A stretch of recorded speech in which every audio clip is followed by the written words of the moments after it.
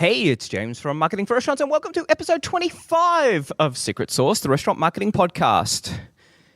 How to find an extra hour a week to work on your business, not in your business.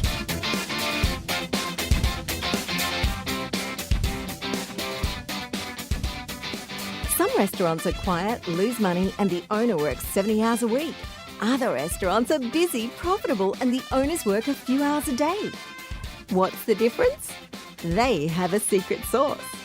Join James from Marketing for Restaurants as he helps you come up with your recipe for restaurant success. Your secret sauce.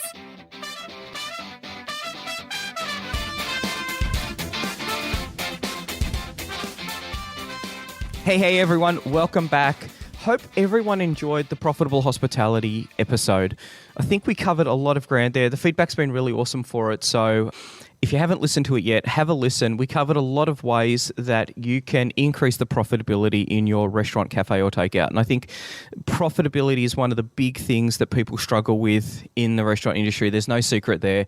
But there's a lot of things that don't cost a lot of money that you can do to improve your business.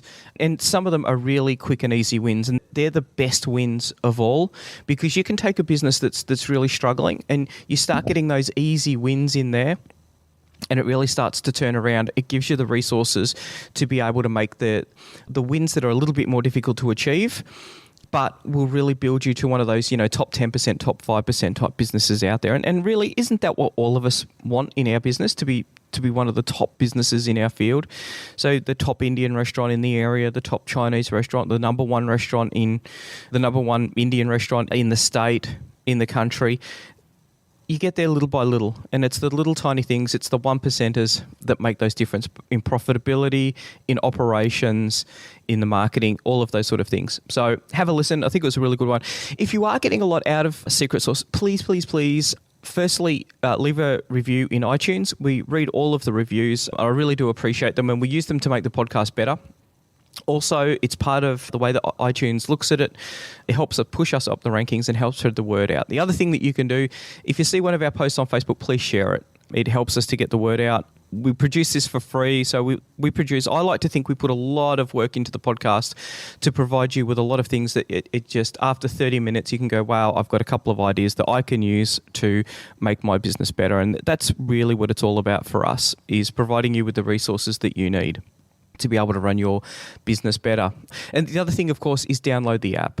So in Google Play Store and in the App Store, the Secret Sauce app, it's the easiest way that you can listen to it. Do all of those things, please. Now, before we get into finding an extra hour in your week, and I know what you're thinking, oh my God, how am I going to do that? I'm already working 50, 60, 70, 80 hours a week.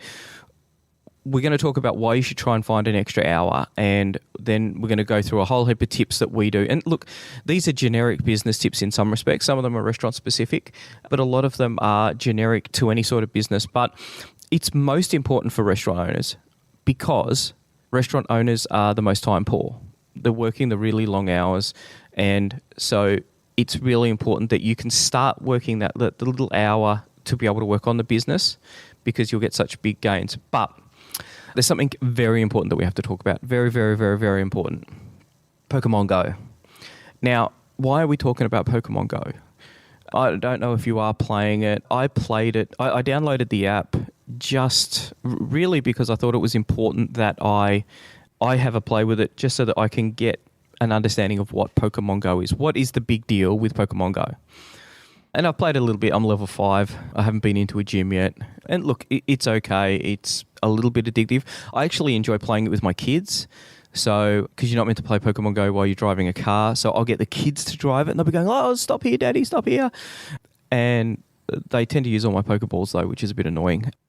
So why is it important for a restaurant? Well, they're going to bring out advertising. I'm not sure how that's going to work. I saw a picture this morning of 5,000 people in Chicago playing, who went just to catch one Pokemon. It's obviously driving traction. It's driving behavior. The one thing I think is really important about it is that there are more people using Pokemon Go than there are using Twitter. Now, I think that is an amazing statistic, and it is really highlights the way that the world has changed, because that is a huge... Twitter was founded in March 2006. So we're just over 10 years for Twitter. And in 1 week, Pokemon Go had more active users than Twitter. Now, is it a flash in the pan? I don't know. It's July 2016, so I don't know when you're listening to this. In 2 years' time, it'll be like, oh, yeah, I remember that. No one's playing it now. Or it could be, 10 times bigger than Facebook. Who knows? I don't want to make any predictions because I know that they'll be wrong.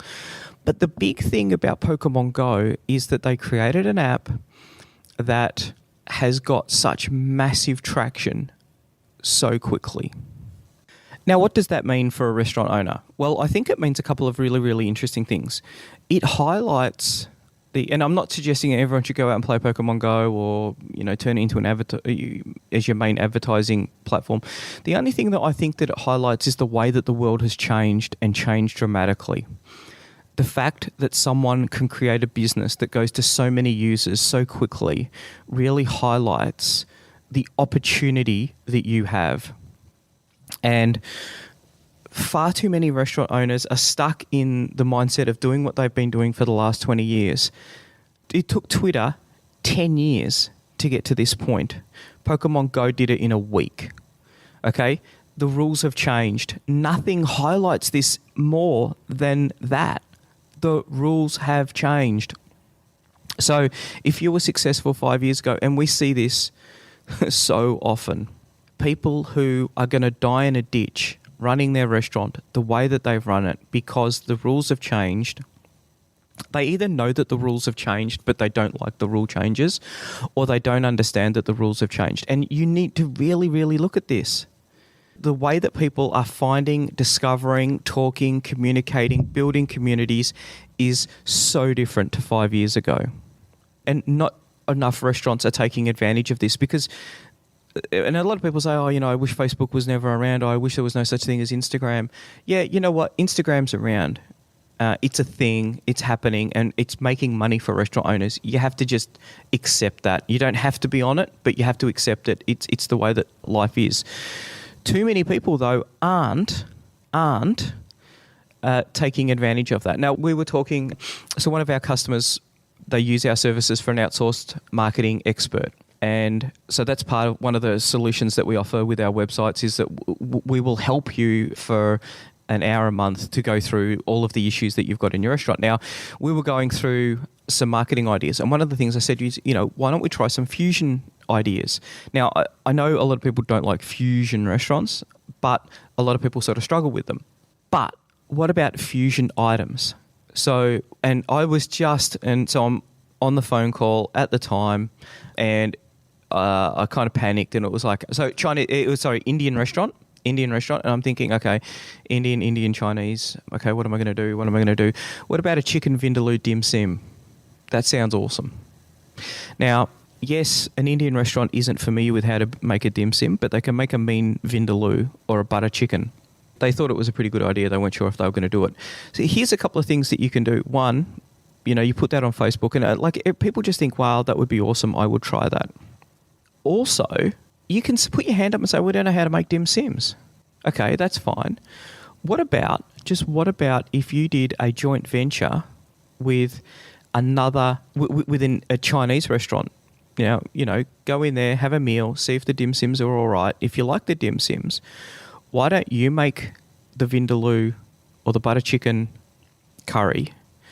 They make the dim sim and then you sell them in both restaurants. Now, that's one of those ideas because you're going to cross-market that out to both restaurants. You've got the expertise. It's a great story. And a lot of people say, but I don't want to compete. I don't want to work with them. They're our competition. They're not. The competition is people sitting on their bum at home, not cooking anything. So the thing I like about that idea is that you can put that on Instagram. You can put that on Facebook. You can run a small campaign around that. And you know what? It might go completely insane. I haven't seen anyone doing it. If anyone in the Melbourne area does it, feel free to use it. Just please let me know because I want to come and try them because I just reckon it sounds awesome. And because I'm now trying to get it, I want this thing I want the butter chicken dim sim to be a thing in Melbourne so that I can try it and say, yeah, that was awesome, or I need to go back to the drawing board. But I need someone to cook it up for me, so please do that and let me know. If you're not in Melbourne, then take a photo of it and send it to us, because that would be awesome as well. There's people out there who are trying this sort of thing. And I was talking to another Indian restaurant who's looking for some help finding some customers. And I said, why don't you try this? And the guy goes, we do that. I made a butter chicken meat pie. I've gone, oh my God, that's awesome. How many people, how successful is that? And he goes, we don't actually cook them for the public. It's just really for the staff. And I was like, that's crazy. You should be jumping on that, because that would be a really, really... All you've got to do is put it on Facebook. And I said, you know what I would do? Make enough for the staff for the next 2 or 3 days. Make 10 or 15 of them and then put it on Facebook. And if no one comes, who cares? Your staff have got butter chicken pies for the next 3 days. If they sell out, then you put on Facebook, we're really sorry, we sold every single one of the butter chicken pies that we made. We're going to make them next Monday. Now, that turns into Monday is butter chicken day. See what I just did then? Monday, it's a really quiet day. Monday could be your busiest day, because that's the only day that you cook butter chicken pies. Now, I'm just saying, these are the kind of things that you can try. And the beautiful thing, you have got amazing tools like Facebook and Twitter. You've got your specials board, okay? You don't even need to use social media. You could just be your specials board. You could have an A-frame out the front so people go driving by and they go, oh, a butter chicken meat pie? Wow, that sounds good. This is the opportunity that's out there. This is the opportunity that is highlighted by Pokemon Go. This is what I want everyone to have a think about. Most importantly, make me a butter chicken dim sim, because I just think it'd be awesome. We'll just try it out. There'll be a little bit of work. It won't be easy to do. Can't be too sloppy. It's obviously got to be a different consistency to your normal butter chicken. But the challenge is we have the capabilities, people. We can do this together. So let me know. At least send me a photo. Please. Now, right, how are we going to find an extra hour? I'm going to find an extra hour by me shutting up and getting on to what we're actually meant to be talking about today. So a lot of people that I talk about, they just... at the end of the week, they're just exhausted. And it's because they're working really, really long hours. And that concerns me for a couple of reasons. One, it's the old adage, how do you make $100,000 in the restaurant business? It's easy. You take two $50,000 jobs and you do both of them, right? That means that you're working 70, 80 hours a week. That's crazy talk. Some really sad things that I hear, we've been running this restaurant for 20 years and I haven't seen my kids grow up. That's not right. I'm getting old and I don't know, we don't have enough money to be able to retire, but I have to continue doing this. As I mentioned in the last podcast, we talked to someone who was 76 and she's working 12-hour days. That's not right. So what we want to do is help you to get 1 extra hour a week. And the really important thing is not that you can go home an hour earlier. We're not really interested in that. We're not at that point yet. What we want to do is we want to provide you 1 hour where you can work on the business, not in the business. Because if you're working on the business, you're going to be starting to fix a lot of the problems that are causing you to work 80 hours. It's very interesting. I find the people who nail this stuff, who nail this personal productivity, who nail the priorities, who nail running a restaurant really well, they're the guys who are working 20 hours a week. They're the ones who are really profitable. They're the ones who are taking the awesome overseas holidays. That's the opportunity that everyone should be driving towards. So you need to think about that. And we come back. Personal plan. What's your personal plan? What's your business plan? What's your marketing plan? All of those sort of things. And how are you executing on them? How are you executing on them? If you're not happy with your personal plan, that's your own problem. If you're not getting to where you need to be with your personal plan because your business isn't providing the resources and the cash flow and all of those things that you need to, then you need to fix the business plan. And if your business is running well but you're not getting no customers, that's your marketing plan. So number 1, analyze your time. What is it spent on and why? Is it really important? Are there things that you can do to better manage your time? Is it absolutely necessary that you do absolutely everything that you are doing? What are the things that are taking up the time? And I understand that, you might be doing all of the prep because you can't afford a line cook. you can't afford someone to do that. I get that. I think it's important just for you to have a think about what it is that you're spending the time on, because that's going to give you an idea about what you can do, where the quick wins can be made. And it might be that you need to bring more money in before you can do that. But if you realize that there's 20 hours of prep that you're doing that could be done by someone else, then isn't that an awesome goal? I mean, that's got to be your 90-day plan. I am going to increase the profitability of this restaurant to be able to employ someone for those 20 hours. Now, I don't know what's that person going to cook? Is it an apprentice? Who is it that you're going to employ? But work that out. Work that out and set that as your goal. That's the first step. Analyze your time. And you might be able to find a couple of hours that you think, you know what, this is not important. This is not important. There are more important things that I need to be doing in this business. I'm not going to do that. And that's a quick and easy win. Second point, delegate. Too many people are too afraid to delegate. And this goes absolutely hand in hand with, if you want a job done right, do it yourself. And that is the enemy of every great business, because there's only one of you. There's only one of me. In our company, there's only one of me. And so some of the things that get done aren't as good as I would like them to do. Now, it's easy because in some respects, there's some things that I cannot do. So I can't program. I can't code at all. So I let developers do that, which is great because it means that I'm not going to be stuck back here late on a Wednesday night coding. I get stuck back late on a Wednesday night doing other things. I can't do graphics design. We've got people in the team who do those components. But there'll be some things that, I sort of struggle with letting the reins go. And it's something that I need to work on. And it's something that you should work as well. Now, obviously, if you're in fine dining, then you don't want a front of house service to go. I'm not talking about the things that are important to your business. I'm talking about the things that, aren't overly important. We have an accountant who comes in. Now, and it's an interesting point of discussion internally within the company, because the level of service has slipped over the last 3 or 4 years. Remember the good old days when we had a great accountant, but we delegate that out to them because of the fact that they do it quicker.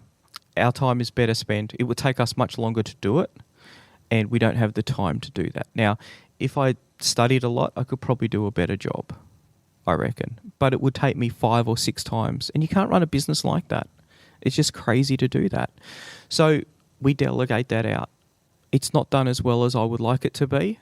I have the level of knowledge required to manage that process. So often when they make a mistake, it's like, whoa, hang on a sec. I don't think that that's right. Can you go back and check that? What are the things that you can delegate out? And what are the things that you can accept 80%? I say it here, 80% is the new 100% in a lot of the things. Now, obviously, when we're building e-commerce systems, 100%'s the new 100% because we don't want to have any bugs or errors in that. But a lot of the things, and marketing campaigns is the classic example of that. If you don't do any marketing today, then today's the day that you didn't do any marketing. And so we'll send an email out or something will happen and be like, I wouldn't have done it like that. I could have done it a bit better. But we did some marketing today. Otherwise, if we waited for me to do that, it would never get done. So it's really important to work out what it is that you can delegate and then delegate relentlessly. Now, number 3 goes hand in hand with delegation. Procedures. I love procedures. Okay? I hate following them.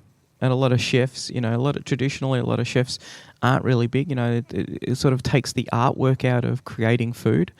But from my point of view, I love procedures because it means that when a process is started, it will get done the same way every time. And it's easy. You train people to follow the procedure, and if they don't, then you train them again, and then you retrain them, then you provide them some guidance, and then you fire them. And you don't fire them because they're not good or because you're a nasty boss. You fire them because they chose not to follow your procedures, and at this place we follow procedures. It's as simple as that. And people know, there are some things here that when procedures aren't followed, we have very one-way conversations, because it's very hard to manage a business. Your business should be exactly the same. This is the way we set a table. This is the way that we set a table. This is the way that we run front of house. This is the way that we prepare these dishes. If you're not setting a procedure on how to lay out a dish, then how much, and I've seen this in restaurants where there'll be two chefs and one of them will cook with 150 grams of steak and the other one with 250. Now, whoa, how do you cost that? How do you even know that that's the case? And it's only when the two of them were together and one of them was cooking and the guy said, oh, that's a big steak. What do you mean? That's a big steak. It's 250 grams. Whoa, that's a big steak. That's why I normally cook. Whoa, what? If you've got procedures, it's easier to delegate. So what procedures are there that you can put in place? Now, if you're not very good at writing procedures, that's fine. One of the empowering things that you can do for a team is get people to write their own procedure. How do you think that this should be done? Write a procedure for how we're going to run front of house. How often do the toilets get cleaned? What is it that you say when a guest first comes in? How do you know that someone has been successful at their job? All of those sort of things. You can get people to write those statements. Now, obviously, you go through and vet them and make sure that you're happy with them. But procedures are a great way because they're an extension of your management control. Rather than you telling someone 10 times how to do something, it's read the procedure, read the procedure, read the procedure. This is the way that it's done. And for us, it's like the Bible. This is what it is. Now, we use a tool called Confluence, which probably isn't really appropriate for restaurants. I don't know if there are any restaurants. If there are restaurants out there using Confluence, let us know. But it allows you to put a process in there. And the thing that I like about it is that we've allowed everyone to be able to edit Confluence. Now, that means that when something goes wrong, we can just say, okay, so what happened here? Let's review the procedure. Did you follow the procedure? Yes. All right. So let's just add in that procedure. If this happens, do this. If that happens, do that. Make sure that you remember this. So procedures are a really great way that you can find, and because people then know what they're doing, it's a lot easier. You'll be fixing up less errors, which means that, oh, look, we're starting to get a little bit more time. Number 4, ask for help from the team. Too many people think that, and so this is like the first thing you've got to realize about that sentence is the team. Okay, it's your team. You're building that team. You're the leader. We should do one on leadership. Hey, that would be a good thing to do. Hang on a sec. Let me write that down. That is the kind of stuff. I'm actually not going to write it down. I'm going to put it in Confluence. They're your team, and too often people don't ask their team for help. You know, I'm working 80 hours a day, 80 hours a week here. It feels like 80 hours a day. I'm working 80 hours a week. What we want to do is we want to try and fix this problem, and this problem. Ask people for what ideas that they've got. Ask them, what it is that you want them to do differently to try and free up some time for you. You've got to reach out to your team, which leads into the next one, and that's build a better team, okay? The next time you are hiring, try to go that little step further and make sure that you hire a better person. Because we find, you talk to some restaurant owners and they say, we're hiring people and they might last 2 weeks. Sometimes they only last 1 or 2 shifts. And like, you know what? Yep, I get that. That's hospitality. People are it's hard to find good people in hospitality. But if you start setting that criteria, we talked last week about using Facebook to build a pool of people who you can get to work in your restaurant. They're the kind of things that you can start to do. Hiring that little bit better means that you're going to be hiring less often, which means that, oh, look, you're now starting to free up a bit more time. Hiring people, right? I mean, when we do it here, it's probably 30 hours of management time to hire one person. By the time we sift through resumes, we do the phone interviews, we do the physical, the first interview, then we have a technical interview where they get to show us how good they are at what it is that they do. Then we have a third interview where we get down to this is what we're going to offer, this is what we would like to see for you. Are you happy with that? It's a big, long process. It's an easy 30 hours of manager's time. And so it's very expensive when we hire people. But we want to do it right because we know that it costs us a lot more than if we just hire any old bot. And there's plenty of resumes out there. There's plenty of resumes, but it's about getting the right people. That's really important. Now, tip number 6, multitask. So how can you spend your time better? Now, when I said to you, analyze your time, what is the time spent on and why? is it really important? Now, you might be doing things like you might be going for a jog. You might be driving into work. You might be doing a whole heap of prep. In those times, what else could you be doing? And I would suggest the number one thing that you could be doing is listening to podcasts.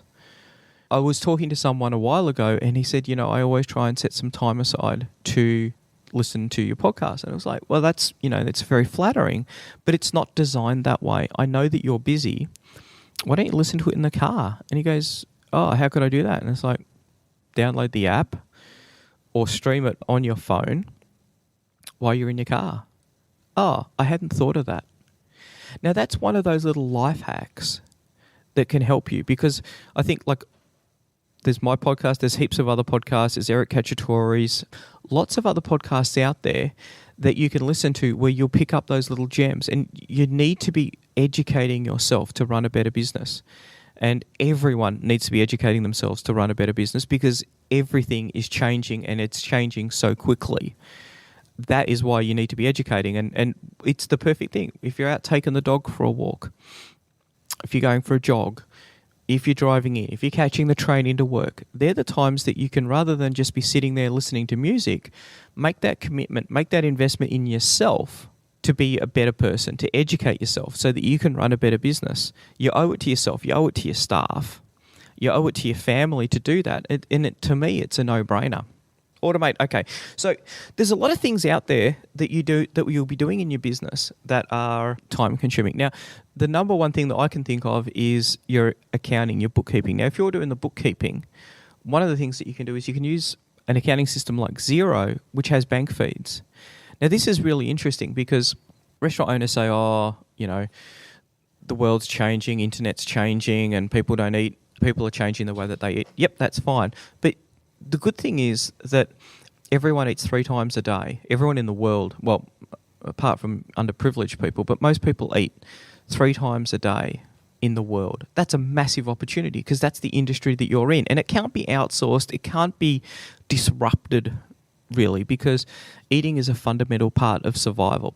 If you're a bookkeeper, then your business can be disrupted, and it is being disrupted. And that's why bookkeepers are struggling to find work. Because some of the things, like the basic bookkeeping entries, have been taken over by applications like Xero. So if you haven't used Xero before, you can hook it up to your bank and it will go and work out what all of the payments are.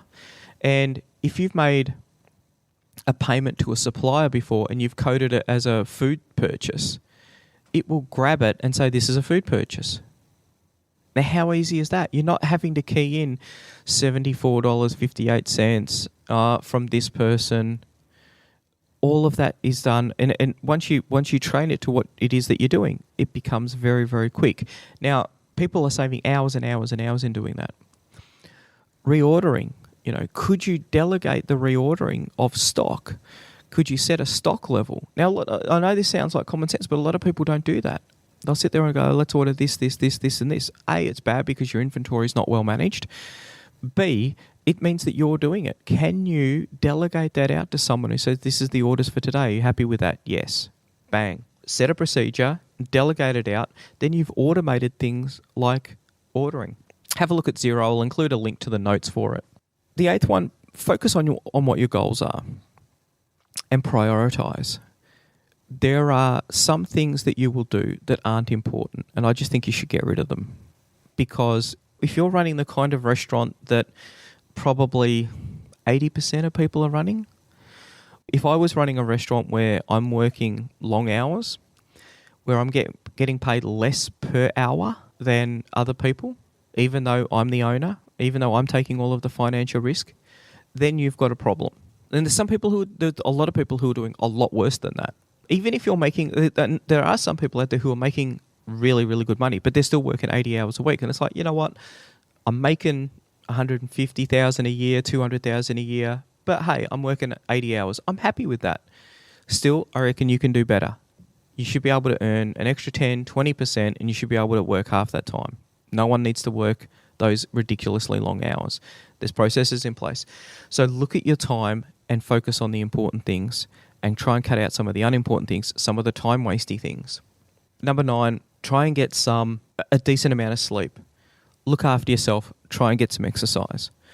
If you're getting a little bit on, go for a walk each morning. Try and get some fresh air. Try and get some sunlight. It's really important that you get out. And I think it's important for a couple of reasons. One, you go running, you do some sort of exercise, you get that endorphin rush, it makes you feel better, it makes you feel happier. The other thing is when I go for a run, sometimes I will listen to a podcast.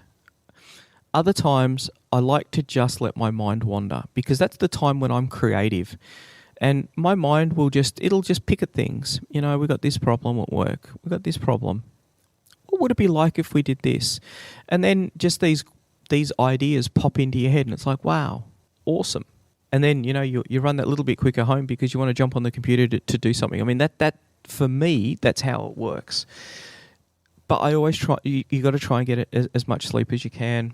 You can't go out boozing every night of the week and then work ridiculously long hours. I find some people, they put in really, really long hours and they will spend the last 4 hours at work doing an hour's worth of work because they are just that slow. They're that tired. They don't even know what they're doing. They're in desperate need of sleep. And because it's taken them an extra 4 hours, they've gone home late. They come back to work the next morning. They're not refreshed and they're still struggling. They're off to a bad start on the next day. They would have been much better off to have gone home 4 hours early, gone to work an hour early the next day and got that hour's worth of work done. Look after yourself. I think it's really important. It's one of those things that, like, as a leader, if you don't look after yourself, no one will. You need to take responsibility. Make sure that you're getting enough sleep. Make sure that you're getting enough exercise. Number 10, do some marketing. Okay? You need to do some marketing. You need to be doing marketing that you're measuring. Make sure that you're measuring the effectiveness of your marketing. Now, it's interesting. We had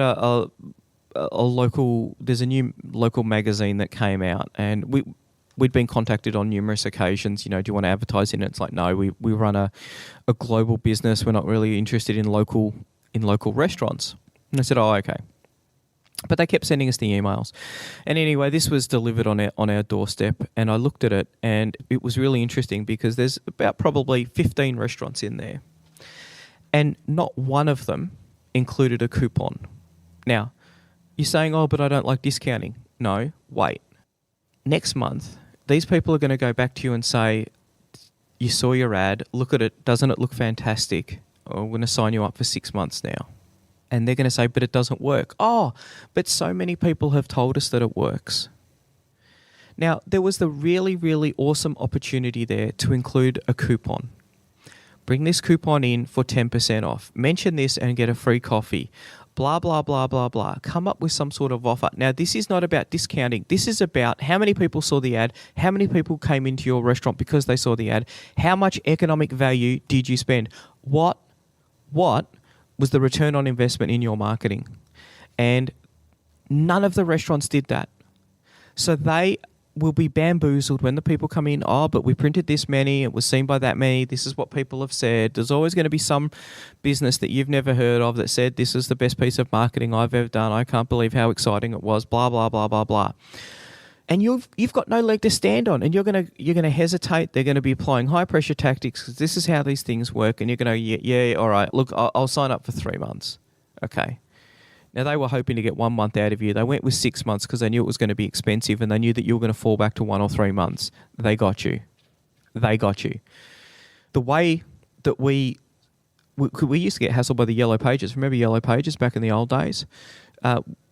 So we put a separate phone line in, and the phone never rang apart from people trying to sell us stuff. And it was like, you know what? There's no one actually using this at all. And so we cut it. And the guy just said, blah. And I said, no, we're not going to advertise. And he goes, but everyone else is getting really great effects. And I said, that's fantastic. Let them have their great results. We're not interested. Because I knew that the phone never rang. Now, these restaurants will not know whether it's been... And I don't know. Look, I don't want to denigrate print marketing at all. I don't think it's great. I think you're much better off... I quite like flyers. I talk to a lot of people who have success with flyers, unaddressed mail delivery.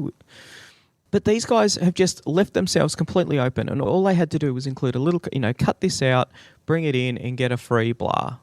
Or even just mention that you saw us in the magazine. Do some marketing and measure its effectiveness. It's not hard to do. If it's online, it's a piece of cake. You can link a Facebook ad up to your ads to your online ordering. If you're using something like our free online ordering system, that tells you exactly how much money it brought in. You wouldn't know how much you spent. This is my ROI. This was a good campaign. This was a bad campaign. I need to do better. Market and measure your marketing. Really important. It's really important that you do that because that's going to give you the resources that you need to build your business. All right? It's not all about the money, but the money buys you resources and the resources give you the ability to get more time. Lastly, number 11, work an extra hour. Okay. Now, I know what you're saying. I don't have an extra hour to give.